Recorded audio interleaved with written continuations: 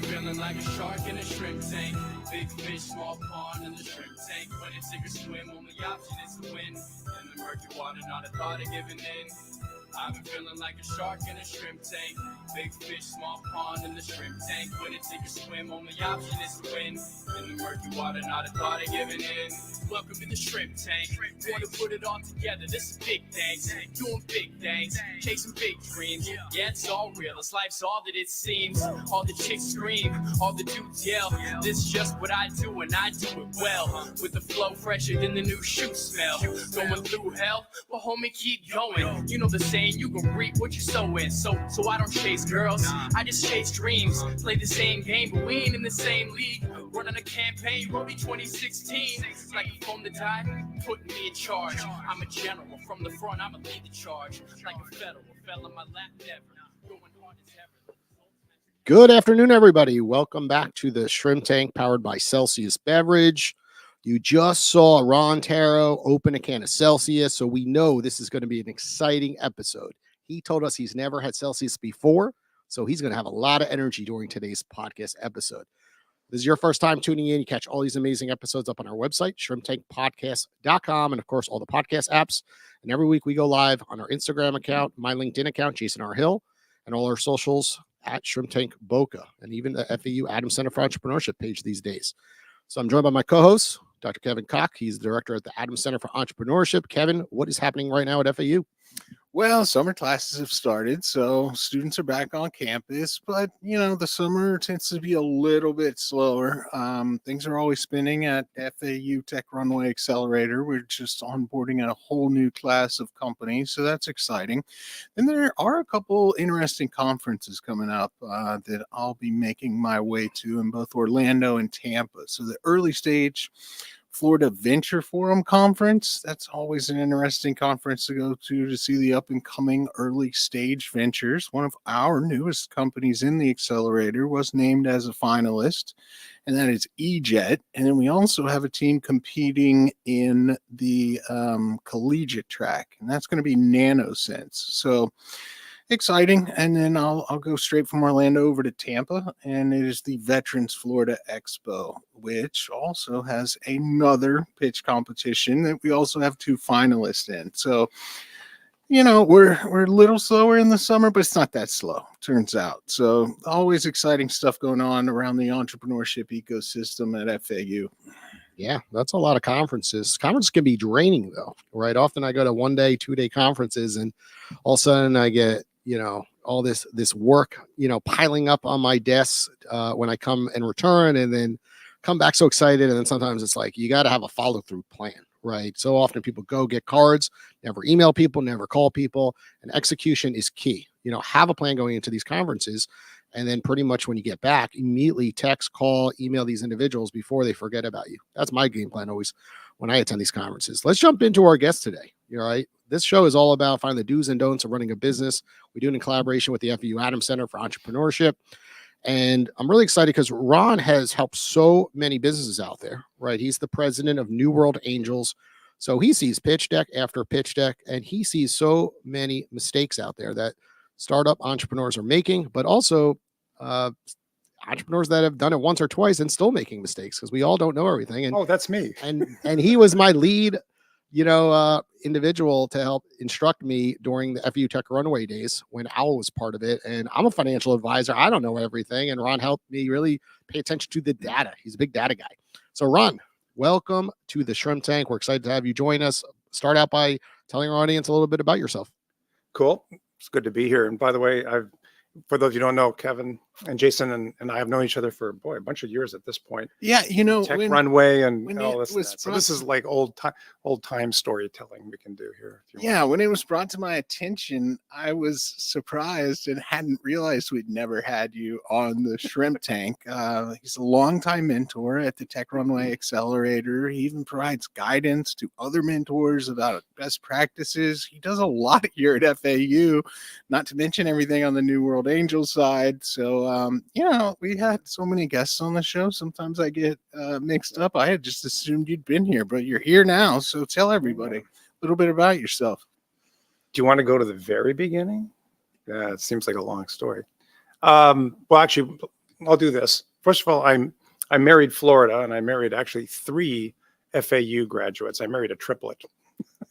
And so my wife is a graduate of FAU, and I'm a Floridian because I married the state. So I've been engaged with or known about FAU for a long time. And very early on with the formation of the Tech Runway, I got involved. My background, I'm a Minnesotan. I was born and raised in International Falls up on the Canadian border in Minnesota. I'm a graduate at University of Minnesota for graduate school anyway, and then undergrad in St. John's in Minnesota. And so anyway, if you kind of roll it all forward, my basic story is somebody called me once like a triple threat on Broadway. I sing, dance, act. I came into engineering with IBM Labs, working on a very old now called non-existent computing platform called System 38. Ended up as a product manager and a marketing manager. Ended up jumping into what was then becoming the big consulting industry, Ernst & Young. Ended up in leadership at Ernst & Young, doing consulting work for tech companies, go-to-market strategies, and that kind of stuff. Ended up then my wife, Dina the lawyer, and another partner I had started a company. They had spun out of IBM. She was a Holland and Knight lawyer. And they began working on a piece of software. I ended up becoming the CEO of that company. We ran it together for 14 years. Sold that company off to a publicly held. It was a telecommunications software company. We can talk about a lot about that journey. Sold it to a publicly held company, now rolled into Cisco, part of WebEx, and that kind of stuff. And when was that approximately? 10 years ago. Okay. So we're fairly recent. So I've been barely employed for 10 years. It's a sad story. So basically that I began, Dina continued to do law for early stage companies. She's been a mentor at the Tech Runway also. And we both did that, and I shifted much more into investing in early stage companies. Ultimately, and we can talk a lot about, sort of kind Why of both sides of the specifically table. though? Often entrepreneurs sell, right? And then eventually get bored, and they typically go out and buy another business. Mhm. Right? Or they start another one, right? You decided to go a different direction. You spend a lot of time these days mentoring, for free, giving back to FAU for free. Yeah. And of course, joining New World Angels, where you invest your own money, right? And with a large group of investors. So what made you go that direction versus going down the path of doing it again, let's say?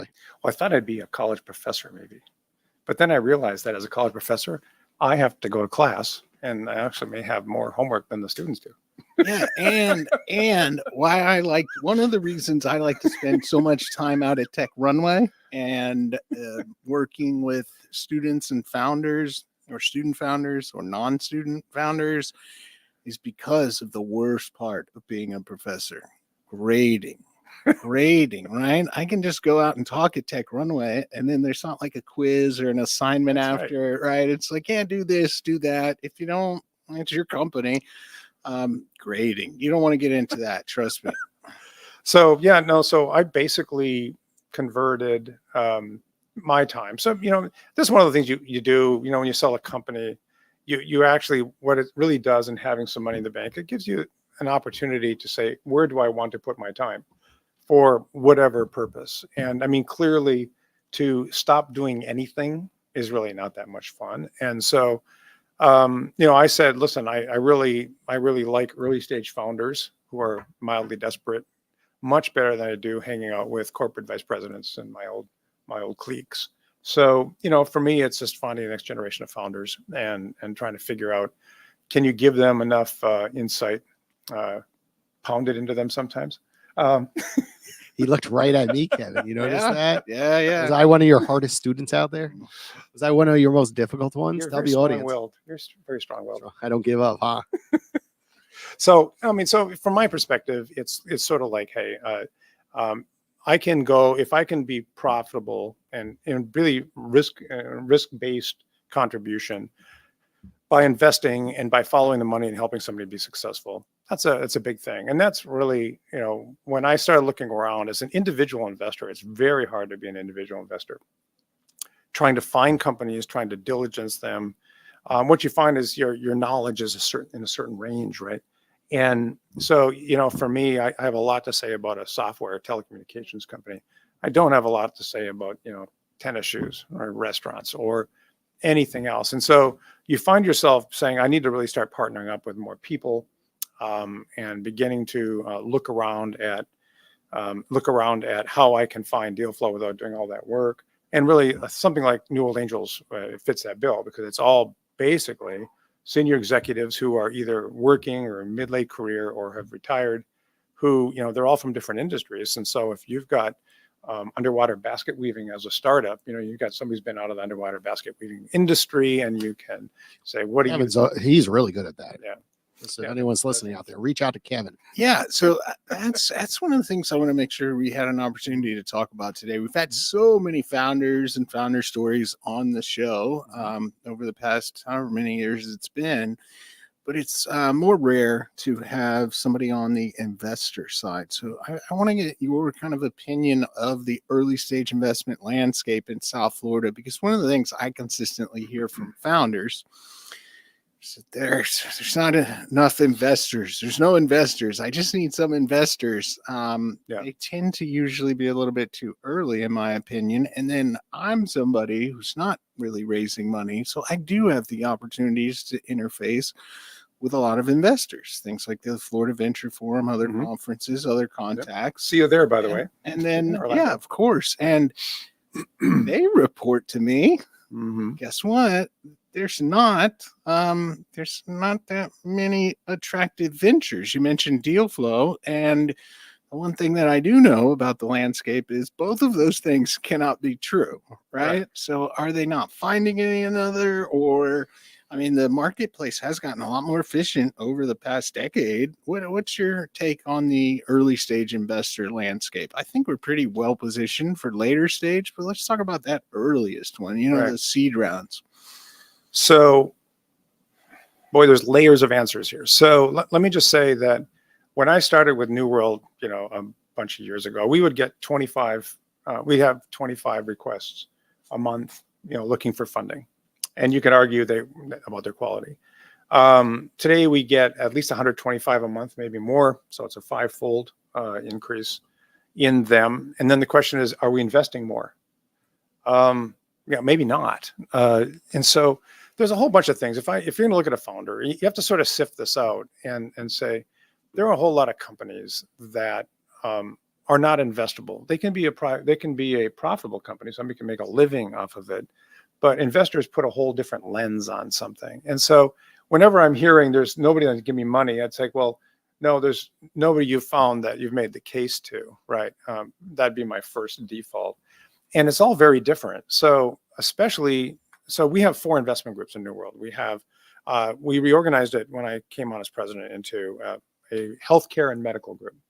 Very, very different set of rules. There's the FDA in the middle of this, and there's law. You have to be patient. It doesn't save you or kill you. Very complicated. Very complicated. So we invest on that road, but we have people that have that background, right? Manufacturing industrial is going to be somebody who's going to have a manufacturing. It's solutions for manufacturing, but it's also maybe hardware, right? You've got to scale manufacturing and third-party contracting. That's a whole different set of models. In the rule there would be they have a whole different set of rule sets. The next one is consumer products. We have CEOs of several public companies that were consumer products companies as members, and they understand what it means to have a consumer product and what it takes to ramp that kind of stuff up. They have a rule set. And I think where you see a lot, especially, even Tech Runway, you see a lot of software entrepreneurs. You hear this a lot from software based platforms, is those are the hardest right now for a couple of reasons.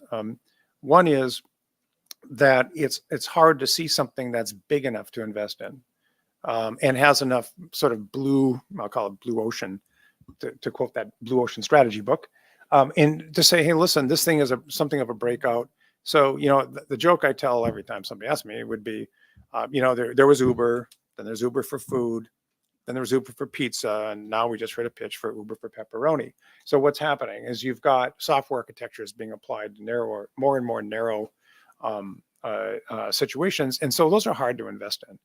Having said that, no matter what you're coming at, each is going to have a different set of issues. So it's not one question. It's like, what industry are you in and what's the thesis? The thing you end up, what you have to tell an investor is, listen, this is risk adjusted capital. If you come to me with a PowerPoint presentation and say, I'm going to build a piece of software that's going to be great, I'm saying, well, what's the risk here? There's technology risk, engineering risk, there's market risk, nothing's tested, whatever. Venture capital is risk adjusted capital. And if you're even to get funded at that early stage, that group is going to take a big chunk of your equity, a percentage of your company, to do that money, to ameliorate the risk. And so in some sense, the advice I would say to every single founder is, number one, do you even need venture capital? Are you even entering a market that is actually very venture, especially from a more sophisticated group? Are you even going in a place that you really want to do that? Because, by the way, you're about to go into a marriage with no divorce, right? And so is it big enough to matter? And is the risk adjustment there to say you want to give some of that up? So, my take would be, so to answer your question, I'm sort of floating around the question, is there enough venture capital early stage for founders in Florida? I would say there never will be, meaning you never have money chasing, it's the opposite problem always. There's always more founders and more ideas than there's money. Okay, so I want to dive deep into this. So our audience listening can really find out some secrets. If they got 15, 20 minutes into this episode, that's the design. You put in the work to listen to these, and then you can find value on the other end. Okay, so you said 125 applicants per month. Sometimes how many more. of them actually get pulled in for like a second type of meeting? So our audience understands. So the way New World, so we have those 4 groups I described, each with different industries. So they each have co-chairs and with industry knowledge. In general, I would say that each of those groups of the 150, let's suppose divide by 4, so it kind of goes that. I'd say each one pulls in 1 to 3 for a pre-screened live pitch. Okay, so because in person is very important, right? You can put whatever you want on a deck. But to see like the character of the entrepreneur, it's super important. You would agree, right? Unless are you doing video pitches before that? So let's just go through the decks. We don't care about that. I mean, videos are fine, whatever. But here's the thing: we're going to look. I mean, if you want to look at it, there's always this. When you're looking at investments, it's sort of horse rider track, right? Is the horse is the product, and the rider is the founder, and the track is going to be the marketplace. Is you go through a screen and you do some very simple things. This one, no matter what you do, this is a small market. So you could win. This is not investable just by the size of what we think the market could be, right? So you're not even going to get to a live pitch. And by the way, you can pick 2 out of 3 on these. This one's a founder with an amazing team that have done this before in this industry. That's interesting. And the market's big enough that it might matter. Right. Okay. So we'll kind of come into that. And so as you go through this, and even with the product, you can say, well, the product's not very mature, but if you have 2 of the other 3, a bunch of engineers can get you there, right? Especially if it's a experienced team. So you're sort of looking at, it's really a, I guess I would call it sort of, there's no formula here. Well, what's the edge, I guess? Right. What's some tips that you would provide to others that are one of the 125 applying, for example?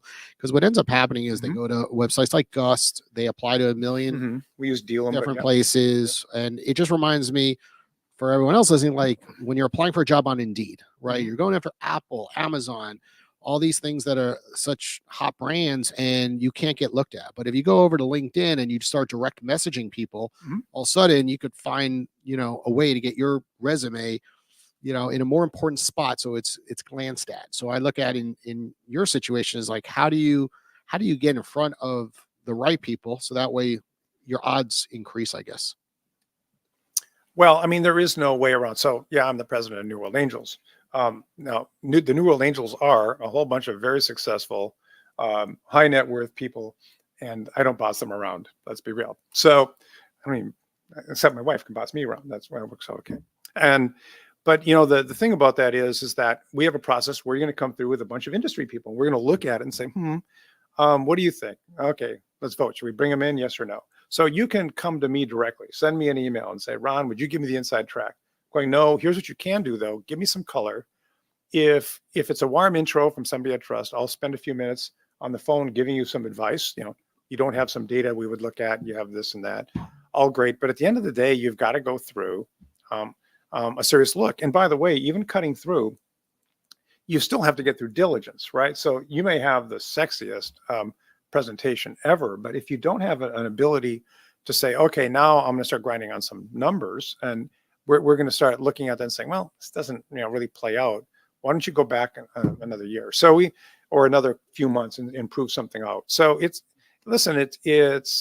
you really have to prove a business. I mean, that's the magical. I mean, you can find a lot of discussion about, gee, what a great pitch, but at the end of the day, if you are concise and have an attractive business or market, you can have misspellings.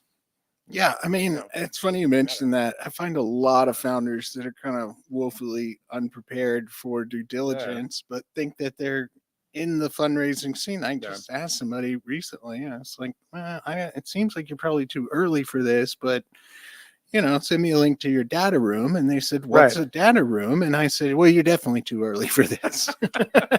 Not knowing what a data room is more problematic than not having one. We've had a conversation with Tech Runway, and I think it's a valid conversation, is one of the things that should be a work product coming out of the program is a data room. Yeah, absolutely. Not everybody needs to raise money, but that's having one saves a lot of time for everybody. And I can tell you too, that especially in early stage, I mean, New World's reputation is we're a syndicate, right? So for those of you who haven't spent time with venture capital, if you're a venture capital fund, what you do is you end up with a venture capital fund just dropping a big check in. It's like a mutual fund for startups. And so what will happen with that is you basically go away and you get your money back in 7 years. And we do a capital call for every investment. So if you come in and you convince, you have to, in effect, get all the folks to throw money in the hat because we did it. Well, how do you do that? Well, you do that by having reasonable diligence. You need to have reasonable diligence. And so you're not going to get through with any sort of style points through that process, because the folks in there are all experienced business people, and they're going to say, there's no data here. There's nothing to. You have to get a lot of votes. That's the bottom line. You have to get votes, compared to going after one angel investor who self-funds these projects. It's like you have to get one yes. Yeah. So in your case, you got to get a lot of yeses. Yeah, and there's there is a style of investor. There's a couple forms of them, but they tend to be not successful. One of them is what's called the narrative investor. Your pitch was amazing, right? I'll write the check. And so, there's another word for that. It's called dumb money. So if you can actually write those checks, great.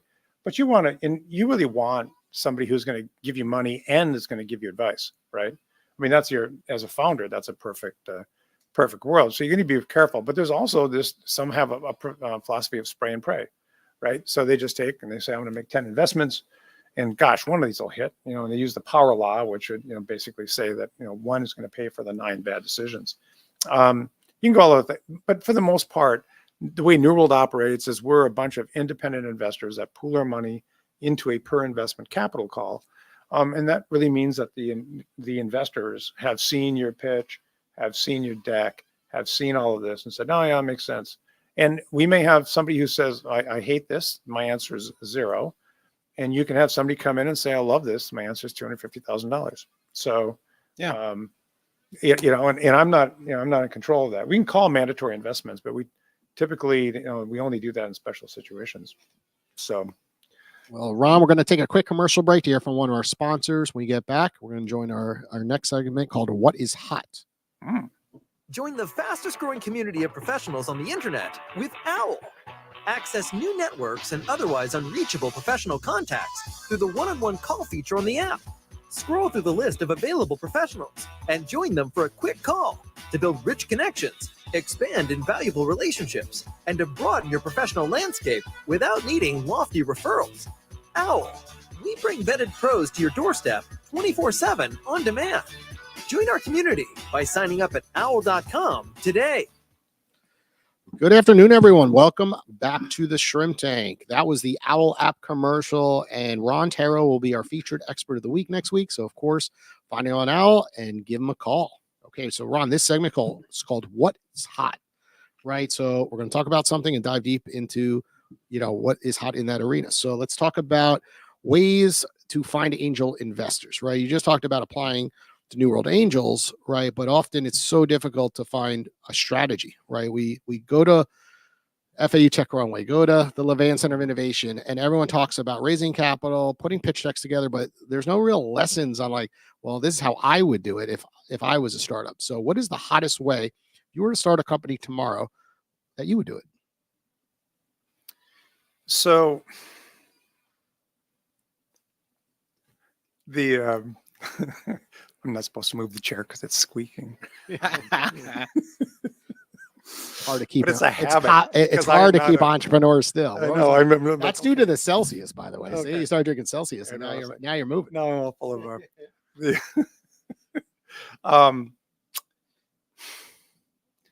well, I mean, first of all, the thing about, I'm going to come back to are you ready to raise? Because if you're too early, it's going to be too expensive. So let's say the answer is I'm ready to raise. Okay, I have enough of a product, I have a track record. The second question is, and it's probably the most important one, is I need to find the investors that have a thesis that aligns with what I am doing. So some of them are going to say, I do SaaS, or I do software as a service, or I do this, or I do that. I narrow up, I have a range. I have a maturity level that I want for the company, et cetera. I would spend a whole lot of time trying to pick your targets rather than just spraying it out there. And the reason I say that is you can burn a lot of time, it's like applying for jobs. And so then the question would be, what are the platforms that are available to help you do that? And so, from that perspective, there's stuff, Gust is okay on that. That's one. Dealum, I think, does a little bit better job where you can put your profile out there and kind of mail it to all the angels in the world. And there are others that you can start applying to. But I would say first and foremost is you need to, it's not a geographic problem. Money crosses borders easily, especially Bitcoin, because there was just a recent transaction of $1 billion wallet to wallet. And so, when you look at all of that, from my perspective, it is, find those things. But really, I think you need to go to each website of somebody in an industry and do it that way. So you're not waiting. So you're just not burning so much. So go direct to websites at times, find their email addresses and shoot an email directly to an individual and even try to call them, I'm assuming, potentially. Yeah. I mean, so there's sort of layers to this industry. And I mean, the volume, the incoming volume is very, very hard to handle as an investor. So what you end up doing is you're going to get put in some sort of slotting mechanism.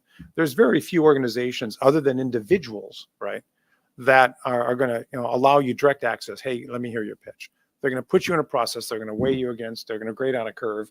All this and that. I mean, it's just the way it is. I mean, probably the best thing you could do on this, in my mind, is if somebody's not going to invest, say, thank you, I appreciate the look.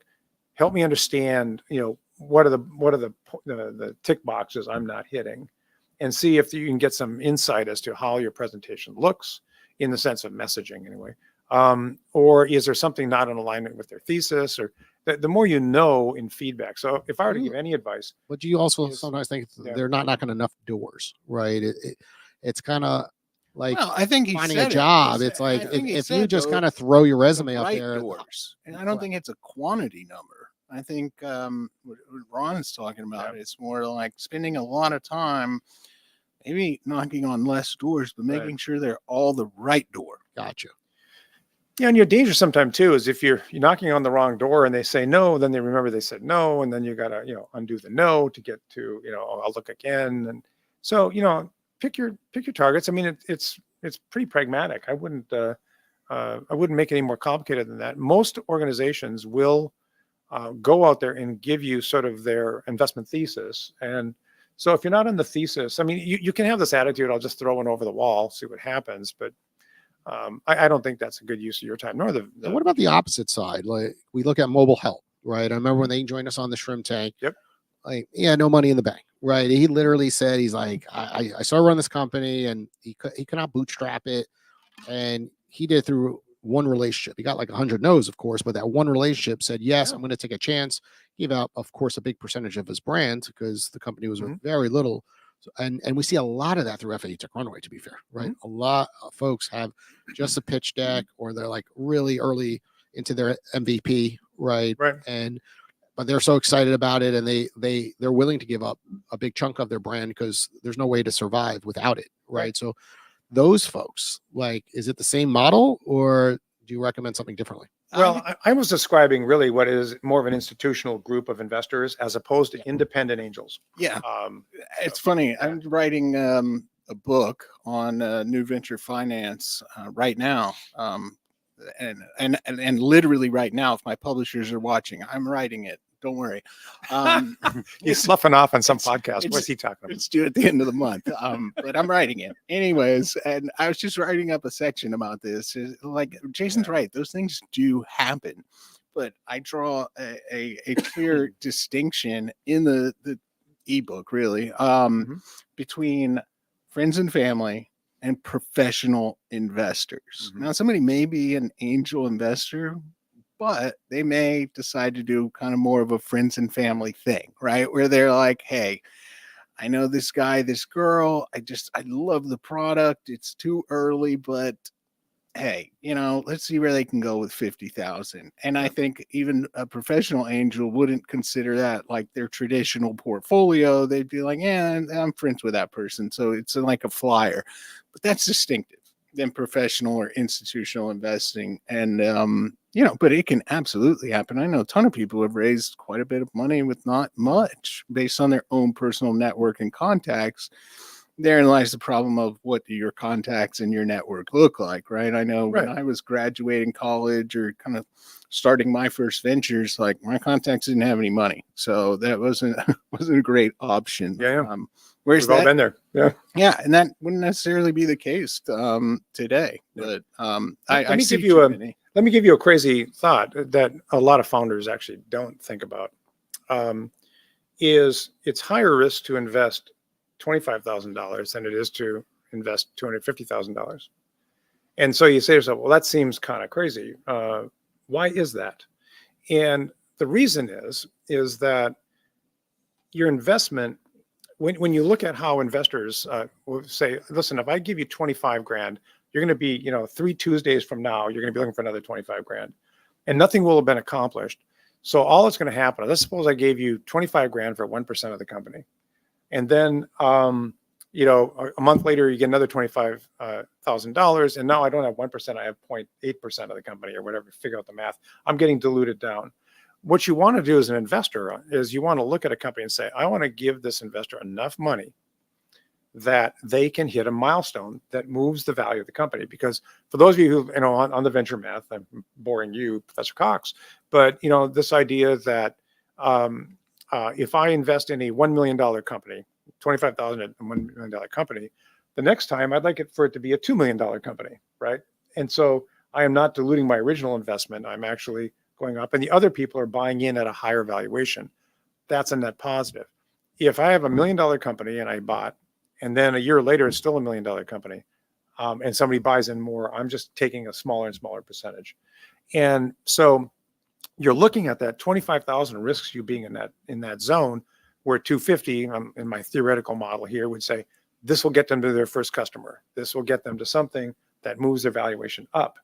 And so you really want to come in with investments. That's why you see there's a crowd advantage to investing. Come in, and though individual investors will come into it, they have to be able to write the big check if they're smart to get you to that milestone. Yeah, and I am so glad you brought that up. That's the next thing I wanted to talk about in the What's Hot segment. So, equity crowdfunding. Is it hot? And if yes, who's it hot for? What are your thoughts? Well, I'm sort of a cyber libertarian. So the idea that you can get broad participation in early stage, I think is a net good thing. But if you're an investor in crowdsourcing from an investment side, it's not necessarily, it's rather expensive money for the investor. You have no visibility as to whether it's going to work. Say it, Ron. It's insane from the investor side. It's like side. scratch off lotto tickets. We know we're going to lose, but we know it's bad odds, but we're like, but we could win $1 million. Yeah. Right? It's kind of like that in a way. It's like you're part of the community. I'm being open-minded. Yeah, But, and so what you really want, if you're going to invest, I mean, listen, if you want to throw nickels into the coins in the fountain, knock yourself out. There are some legitimate ones out there that do a pretty good job of diligence and et cetera. But all you're really doing is sort of for every person have creating what's essentially what's called a limited partner, right? In a venture fund. So a limited partner venture fund says, I'm going to give you some amount of money, $250 million, right? And the fund's going to say, we'll see you in 7 years with, how well we did, or whatever that term is. But what you did when you did that is say, we are a venture fund, and all we do is, cryptography and defense, communications, telecommunications, core stuff. That's all we do. And you say, okay, I believe in that segment. I know you watch it all day long. You venture firm, you're all in. You do this, so I'll give you my money because I feel like you're smart there. If you're going to do crowdsourcing, you better have a crowdsourcing that actually has some really a key focus. But the other side of it is as an angel, we with New World, we're basically on the board of 75% of the companies we invest in. Why? Because we're all either current or former operating executives, right? And professionals. And so by putting ourselves on the board, we're following the money, and we're actually helping it be successful. When you do crowdsourcing, you threw a coin in the fountain and, or whatever, planted a tree and maybe it'll grow, but you're completely removed. And limited partner is the same thing. But limited partner gave you a little bit more choice, right? And more focus. You can invest with a thesis. I have a fund that all they do is AI and machine learning. Great. How do you do that? Yeah. So that's a long non-answer. I mean, my shorter version is I think it can be great for founders. Yeah. I would not advise anyone to participate in it as an investor, given the nature of some of those controls and corporate structure and their general shares. Like there's a lot of distinctions that make it less ideal for investors, but it can be a great option for certain founders. And I think depending on the nature of their product, right, it's going to be the type of thing that like a crowd, right, a high proportion of people can get excited about. I know some great companies that do some really, really obscure things and some, that it's like, okay, that's not going to have broad appeal. Most people won't understand what you're doing. It's too complicated. Like those won't be a good option. If it's more of kind of a consumer product, something that's really exciting for people, a brand that might be exciting, it can be a really good fit. There's quite a few success stories these days, but be careful if you're thinking about investing. Let's switch gears for a little bit. What's hot about having an in-house attorney by your side, right? Attorneys are quite expensive, and often I see a lot of success, with attorneys, because they're just. Jason says in-house, he means in-house. In the house. They dot every I, they cross every T. But when you're buying a business, they really make sure that you don't do something and overlook anything. Right. So you've had one by your side this entire time. So talk about what's hot about having Dina by your side, of course. So my wife, Dina, is a FAU grad, a Nova MBA, and a Florida State law president. She likes school. And so she worked for Holland and Knight, and she basically was one of the co-founders of our software company. So when I joined, I worked with her for 14 years. And as I always joke, still married. Lawyers do something that is extremely important for a founder. What you don't know can kill you, right? Also, when you're reading contracts, what's missing is what gets you, not what's in it. So things can be artfully worded, but there's certain things you just don't have appreciation of the scope of. So for our company, Dina was extremely important. We were negotiating with large companies. We did, everything from, Disney to British Telecom to, Verizon and on and on. And even, hotels, Marriott, Hilton, Donald Trump, all his hotels. I mean, so she negotiated all of our licensing structures and all that. And so having somebody that's sort of reading all the words, because as a business person, and, me, I'm much more of the Rainmaker CEO kind of person that, I'm out there, I want to close a deal. You need somebody there going, no. Paragraph 2, right? So it's a little bit like the car dealership with the sales manager in the back room who's going to say no on stuff. And So that's really, really important, has somebody that can read. What Dina has done since we sold the company is she basically just works with early stage to do bits and pieces of things. You don't have to go full big law on that. But to me, it's really important, not just because, having been an operator for so many years, not just because, forming a company, an LLC or a C Corp, not that, but it's, you're so desperate to get the company to go, and you're willing to give away things in a license agreement or overlook them, that to get your first customer, messed up the next 10 customers, those sorts of things.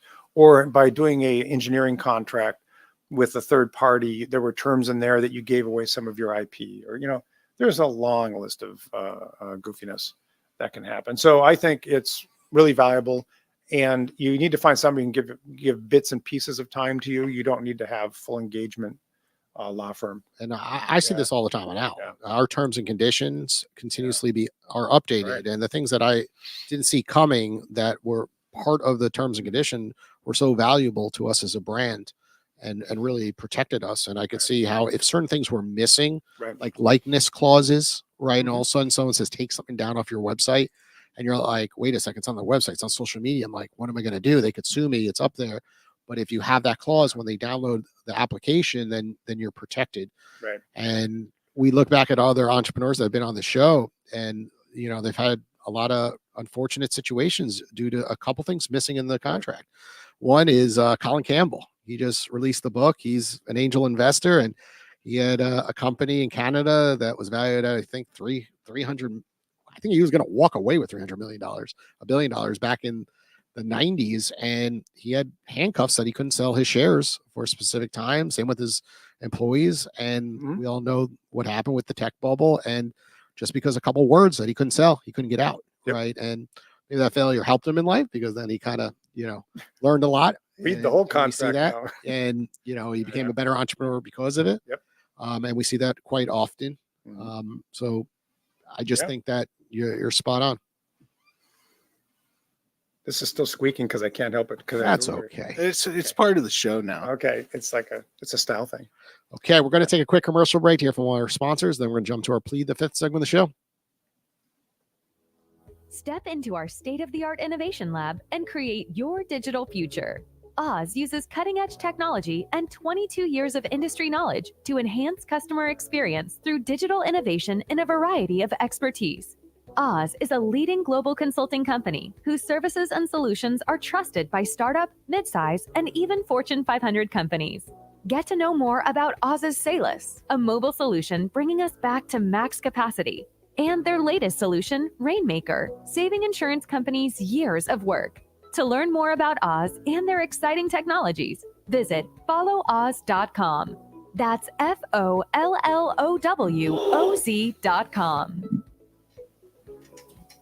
Everybody, welcome back to the Shrimp Tank. Okay, we're on our favorite part of the show called Plead the Fifth.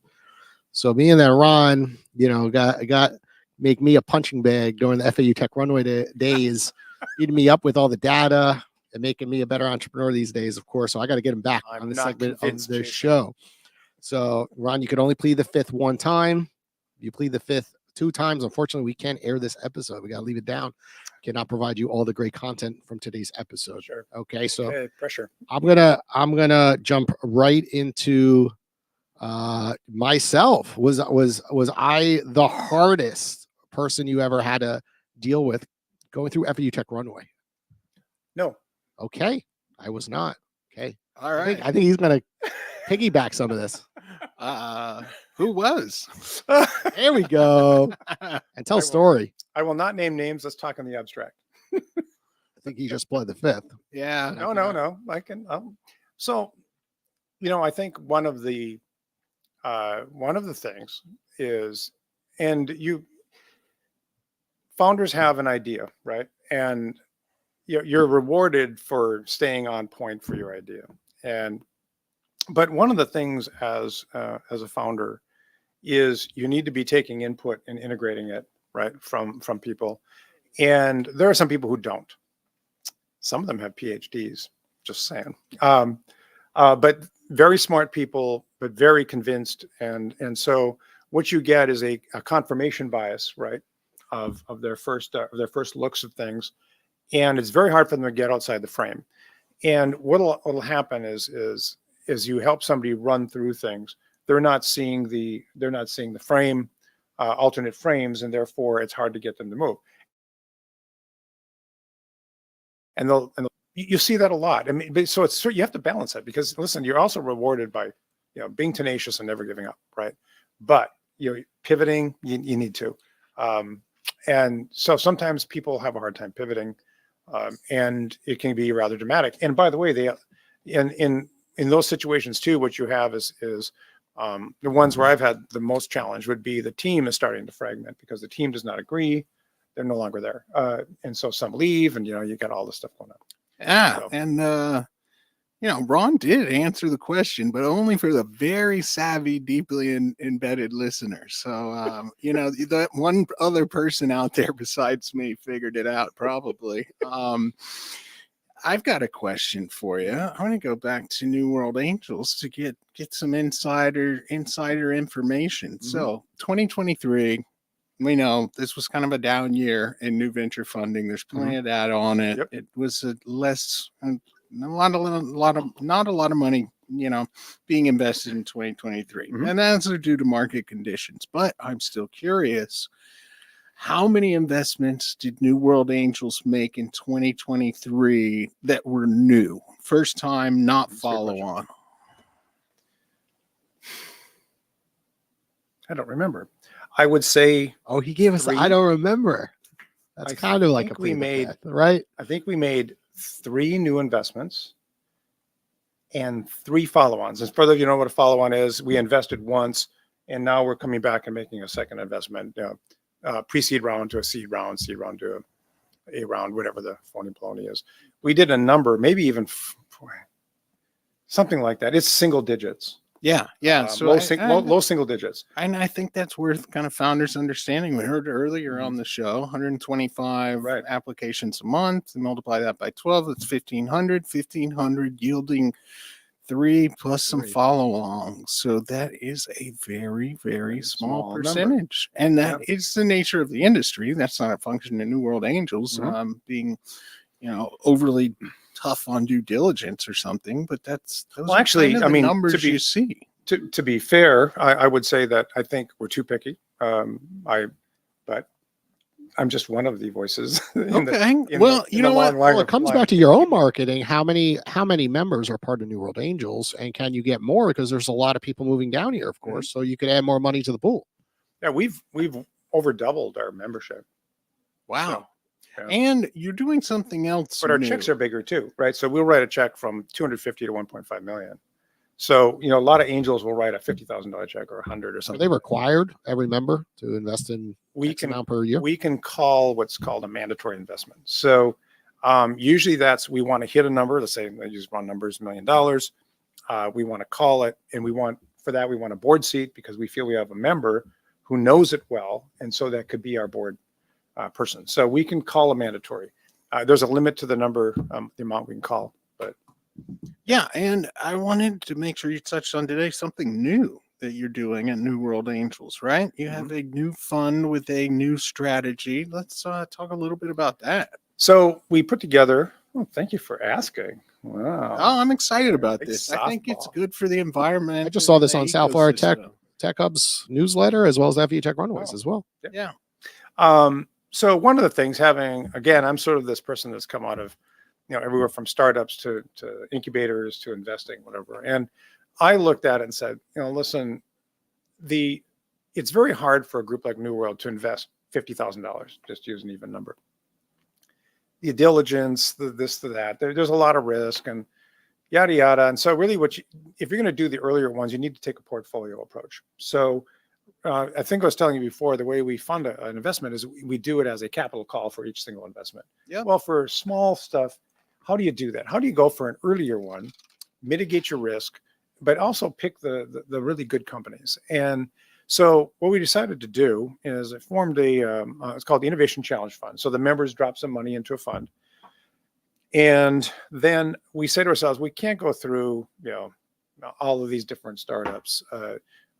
But how about this? How about if we say, if they are in an incubator, a business incubator of good standing, that is getting, positive vibes from their mentors, et cetera, around the state, how about if we use them as our filtering mechanism to come into the program?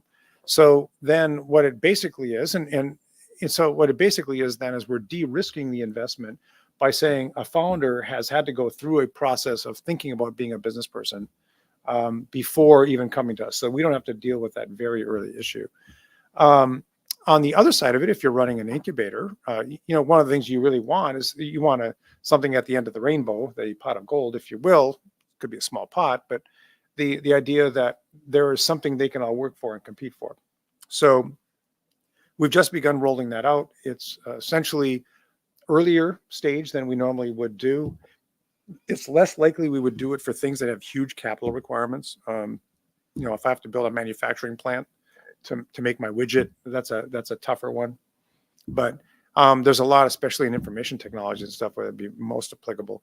But again, open mind. I mean, anything that would come in the door that's coming through an incubator that we think we do put a string attached. Typical. The string attached would be we buy a participation right in a future round. So whatever you do for a seed round or whatever, if you start raising more money, we can at our discretion choose to participate. So that's the basic structure of it. What's the approximate investment amount? 100,000 or less. Gotcha. So it's kind of like Shark Tank in a way, right? When you see them investing in these companies, like it sounds like a great idea, 25 grand, 100 grand. Yeah. Taking 25 to 50% of a brand, of course. Well, it's like the old days, I guess, of Shark Tank. The stuff you see on the show now is like, and so that's a $50 million valuation. I'm asking for, $5 million for 5% or something insane. They've gotten much, much later. Okay. Yep. Let's get them to plead the fifth. Okay. I got one. You have to screen your own members, right? Sometimes I see the folks walking around FAU Tech Runway and I'm sitting here like, I don't know. I'm like, do they really invest that much? It's almost like a mutual fund. Like they don't really have the capital to put in that much, but they love it. They love going to events. And then I go ahead and, put my financial advisor cap on. I start Googling their home because I'm getting bad vibes. So is there a situation where you had to kick somebody out, right, of New World Angels and tell us this story where you let them in and it's like every business, you got to fire someone, right? So tell us the story, how you had to kick someone out. They could have been a scammer or just bad vibes. What happened? We have a member in jail. I figured people with money, nothing to do with New World you Angels. run into, people that have been in lawsuits or scams, of course. Angel syndicates have a wide range of net worth. So you've got, basically it's a definition of an accredited investor. For those of you who don't know, what is it? It's currently household earnings of 250,000 or more, liquid net assets of $1 million. Is there something else on that? Can you remember? No, there's some slight distinctions, and then they also kind of added people with. But isn't this all stated? Like, are you requiring actual documents? You have to attest that you are an accredited investor to be a member. So all of that. So if you attest, then you have that much money to theoretically invest. But, again, we'll have somebody write a check at, $2,500 and somebody writes a check at $100,000 for every investment. I mean, it's all it meant. We also have a family office or somebody who's investing in, focusing that money in certain ways. So to answer your question, have we let people go? The reason that people come and go from angel syndicates, first of all, just because they've gone to this, it's an asset class. It's a separate asset class. It's got basically, it's whatever you call it. It's an alternative asset class. So some people say, I got enough in that alternative asset class, and they'll just follow the membership. The reason you'll see some people be removed from it would be if we call a mandatory investment and they decline to participate. That's number one. And so if you're not going to do that, our rule is we can call up to 20 grand a year in mandatory investment. If you don't make the call, then that's that. But for the most part, you get to choose the investments you go in. There are other situations that one of the rules for us would be you can't do any sidecars outside of site. So if we decide to go in on an investment, you come in with us. There have been members, no, I won't be naming names, that have come in and said, okay, I'm just going to basically poach your diligence and then run around. And that's where I was going. Like, who's playing shenanigans, right? Like, they join, but they have bad intent, right? They're getting access for there's a lot of work that goes on, a lot of legal stuff. And like, okay, got what I wanted. Now I'll go out and invest in that brand myself. All right. So it's, these actors, they're always around. And, for the most part, with New World, it's like, life is short and no asshole rule, essentially. Can I swear on this podcast? You sure can. I got one last one.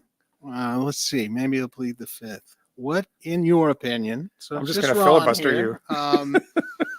What is the worst investment that the New World Angels have made as a group in your assessment? Well, I mean, we have one that went to zero before my time, actually. And so I would say, you know what the worst investments, plural, are? Ones you didn't invest in. Well, there's listen, that's sort of like Gary Vee passed on Uber, like right? He talks about it all the time. Yeah, I know. The challenging investments are really, I would call them zombie investments. They are investments that you invested in. They're growing a little bit. The founder's comfortable making a living and all the other principles. This is reminiscent of when I get those advisory shares and then the company turns into a lifestyle business and then no liquidity. They're basically dead shares, and I have my little 2% of something that is never going to be worth anything. You can't sell it. You can't get paid for it. It's just there. And that's, by the way, that's why when you look at companies, you have to look at how big can this be, right? Yeah. Is this going to be a really big company? Is there a trajectory that would get you an exit? And, so from that perspective, to me, that the answer to your question is we have a portfolio of companies that are just kind of there and they're successful, but what you really did is you bought a dividend stock. Assuming they even issue a dividend, right? Yeah. And so you're always kind of oftentimes just pay themselves a bonus or spend the money on something else. Like they're not really obligated to even do that. It's tough. And then you came in with preferred shares, so there's some things that you could force. You could force an exit, but the forcing the exit could kill the business and or impair it. And so you try to have things that you think are basically have a life cycle that will exit out.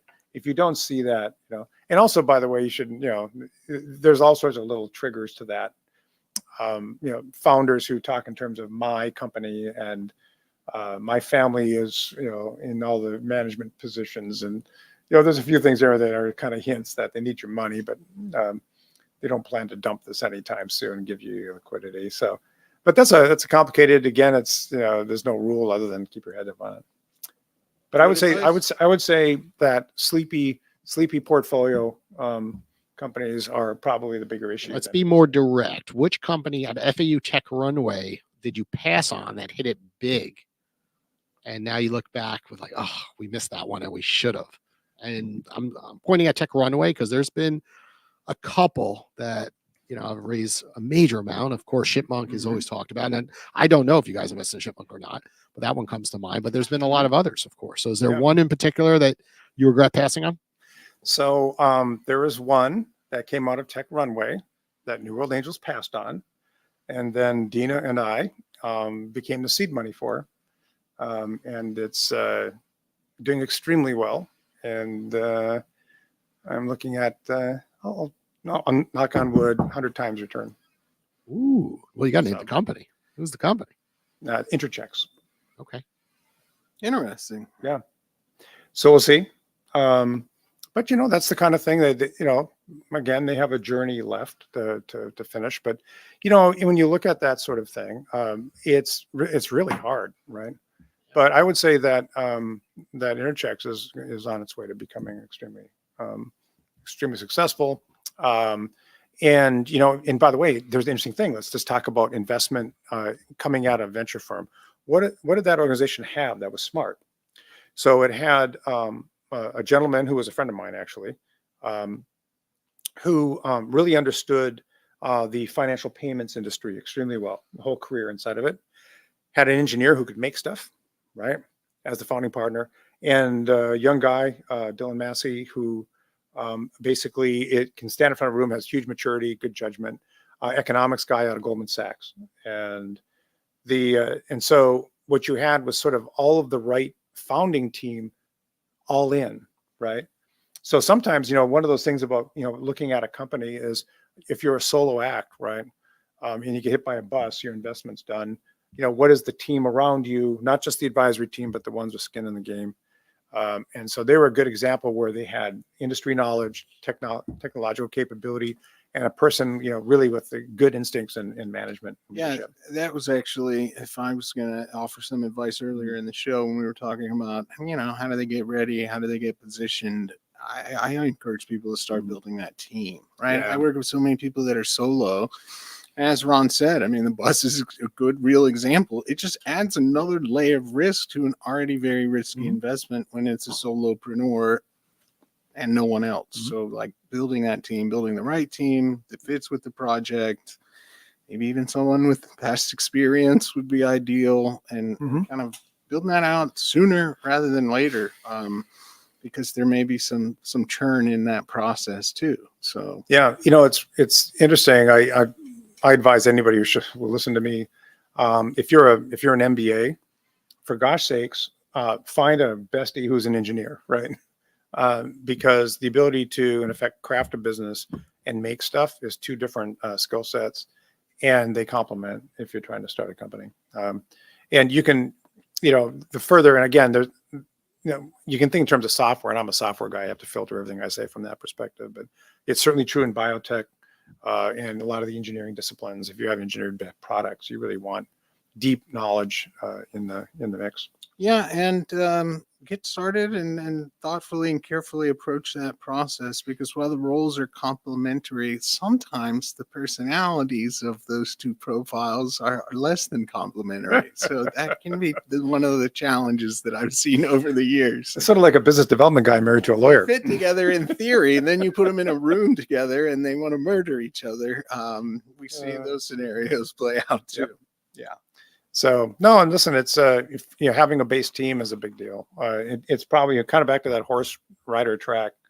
The rider really matters because you can go and you can pivot more smartly. You see more things. Again, your peripheral vision is so important. And if you can't see all the technology issues as an MBA founder, you're going to get hit. So find as many people with skin in the game that will make the journey with you. So, and that de-risks from an investor standpoint. Yeah. So. Well, Ron, thank you for joining us here on the Shrimp Tank today. For our audience listening, what is the best route to get in touch with you? newworldangels.com. And I'm basically, I think you can find me right on the site off of LinkedIn and et cetera. So that's the and who'd add him on the Owl app, because he'll be our featured Owl expert next week, and he takes calls all the time at just $10. He's going to increase his price one day when he gets a lot more demand. So go ahead and get in there and pick his brain about any topic that we discussed during today's episode. Take care, everybody. We'll be back next Wednesday right around 1:00. Take care. It's a pleasure, guys. Feeling like a shark in a shrimp tank. Big fish, small pond in the shrimp